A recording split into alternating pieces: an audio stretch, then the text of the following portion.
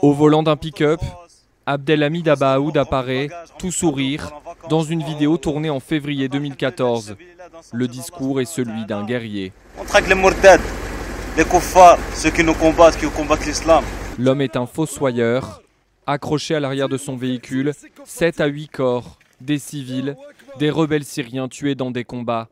Ils seront enterrés dans ce champ.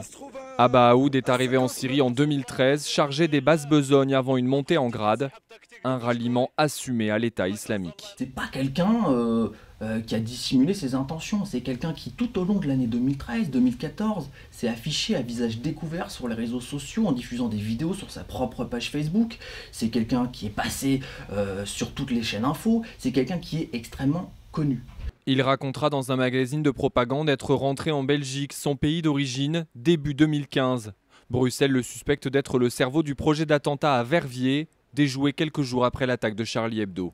On n'a jamais eu confirmation de ça, on n'a aucune preuve comme quoi il aurait vraiment réussi à atteindre la Belgique. Mais ce qui est quasiment certain, c'est qu'il a quitté la Syrie à un moment, qu'il a réussi à aller en Grèce et les enquêteurs l'ont repéré en Grèce. Selon toute vraisemblance, il est retourné en Syrie, mais là-dessus, on n'a pas de certitude absolue.